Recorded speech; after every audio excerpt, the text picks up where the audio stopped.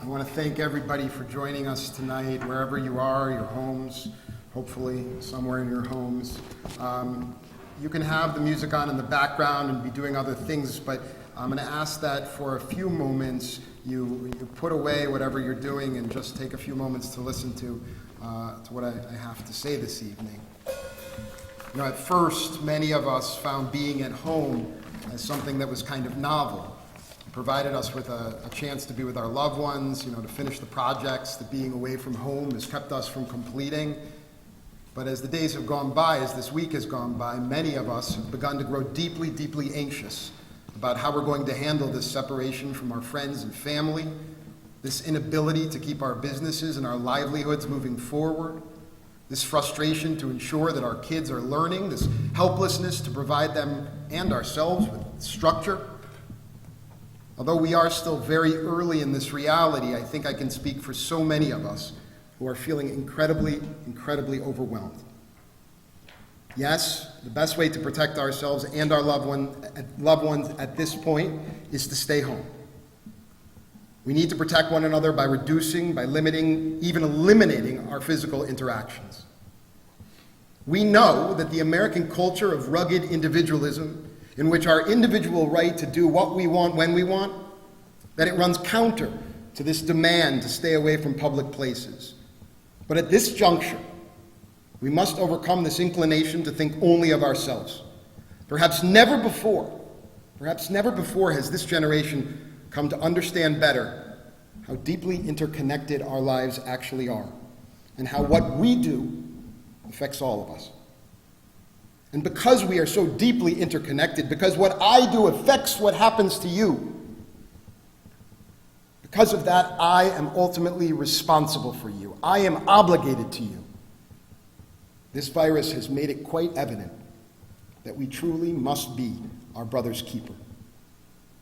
But let's face it, physical, social isolation alone, that is not the only way to protect ourselves or to care for ourselves. In fact, if we solely rely on separation, on isolation, we know that we will not fare well.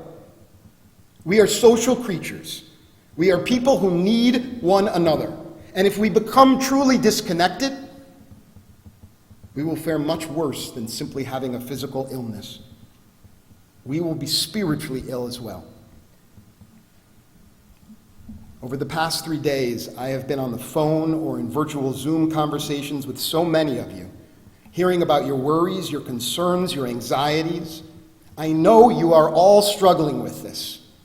I want you to know that this community is here for you. We are here simply to be present in the virtual world, to listen to you, to remind you that you are not alone. Now it is time to lead with our hearts. The Talmud teaches us that one of the 3 traits of being a Jew is compassion. Rachmanut. The word comes from the Hebrew word rechem, which means womb. It reminds us that our compassion for others stems from the fact that one time we were all inside of a womb of another human being, one who cared for us, who gave us love. But you might wonder, how am I supposed to actualize compassion when I'm stuck inside my house?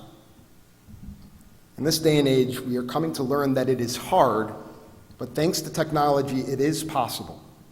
It begins by joining us at events like this one, by coming online at our classes during the week, at our upcoming living room learning sessions, which you'll hear about next week, and at our now virtual religious school.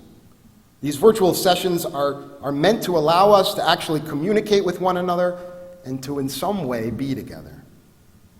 Now, for those who feel overwhelmed by this, we will help you. I am now speaking with an assortment of people in this community who are willing to be technical assistants in helping you to get online in the virtual land. These people, I've talked to them. They're pros at talking grandma off the ledge, keeping her calm, making sure technology is user-friendly. If you have a problem with technology, if you have any questions, just text me at 845-729-9021. You can also get more involved in our justice work.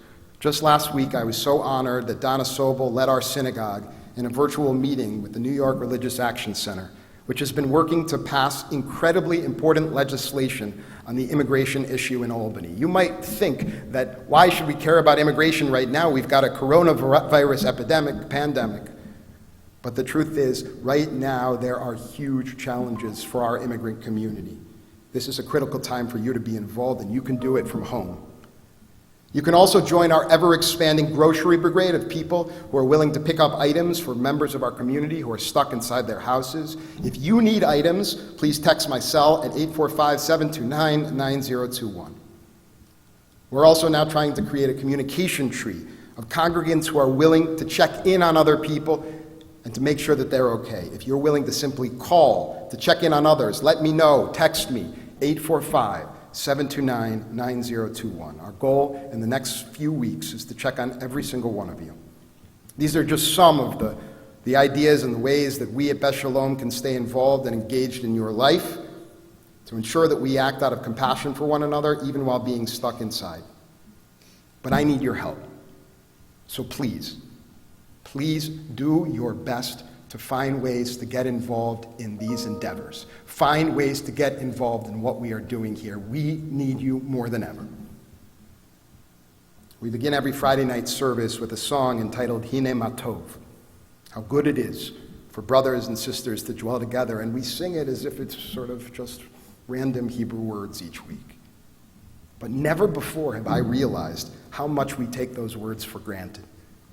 We take for granted the majesty of simply being together, of simply having another person standing right next to us, a person we can share a moment with, a person we can develop a sense of peace with, a person who just reminds us by physically standing there or sitting there that we are not alone. Tonight we sit in an empty sanctuary. It's a room that is used to being full. So many of you have spent time in this room in large gatherings. You've celebrated life cycles. You've watched your kids graduate from preschool. Some of you have had funerals for your parents in this room. Some of you have watched your kids grow up right in this room. And tonight, it's surreal because it's empty. It's depleted of all the sacred togetherness that's marked its existence since it was first built. See, this room exists for one purpose. It exists in order to bring people together. And now that is not possible. But we will be back here. We will get back here.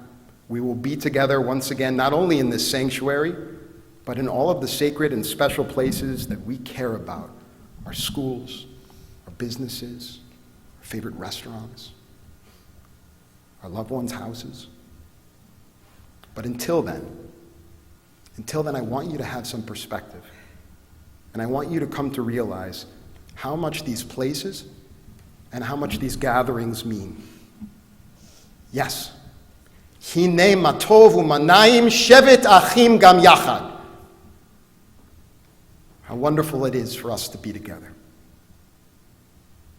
But until then, let's find ways to actualize our compassion for one another, to be there for one another.